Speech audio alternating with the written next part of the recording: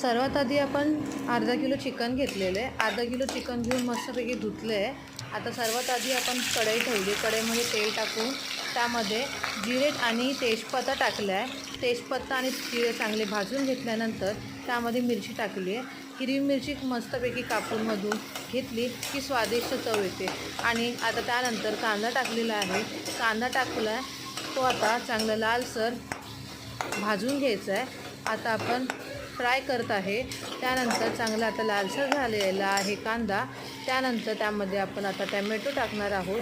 Tomato पण चांगला mix करून चांगला मिक्स करून पूर्ण शिजेपर्यंत हलवायचं आहे. त्यानंतर आपण त्यामध्ये मीठ टाकायचं आहे, कारण मीठ टाकल्यानंतर टमाटा लवकर गळतो आणि लवकर शिजतो, त्यासाठी आपण मीठ टाकलेलं आहे. आता सगळं मिश्रण एकत्र झाल्यानंतर त्यामध्ये थोडी आपण हळद टाकली आहे. हळद टाकल्यानंतर सगळं मिक्स करून घ्यायचं. आता मिरची पावडर टाकलेली आहे. मिरची पावडर पण मिक्स करून घ्यायची. त्यानंतर घरातला आपला मसाला लाल मसाला टाकून मिक्स करून घेतलेला आहे. आता सगळं मिक्स करून घेतल्यानंतर त्यामध्ये अद्रक लसूण हिरवी मिरचीची पेस्ट टाकायची आहे.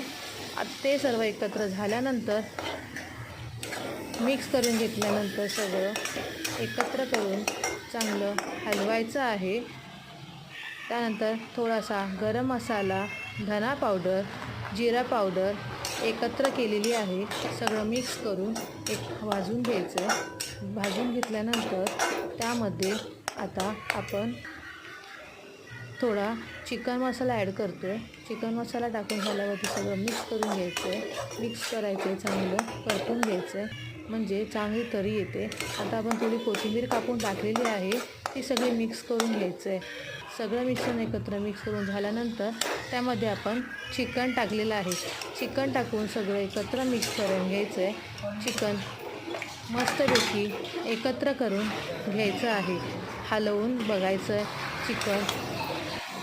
चिकन सगळं मिक्स करून झाल्यानंतर त्यामध्ये आपण आता थोडंसं लिंबाचा रस टाकणार आहोत, कारण की लिंबाचा रस टाकल्यानंतर चव चांगली येते आणि चिकन मस्त चवदार लागतं. आता सगळं एकत्र करून झाल्यानंतर आता चिकन शिजण्यासाठी आपण थोडंसं पाणी टाकणार आहोत. थोडं पाणी टाकून त्याला वाफेवर ठेवायचं आहे आणि कोथिंबीर कापून थोडी वरती टाकायची आहे. दिसायला पण छान दिसते आणि खायला पण छान लागतं.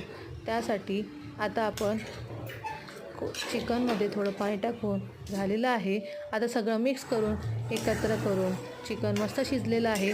टेस्टी दिसतं आहे आणि टेस्टी खायला पण मस्त छान.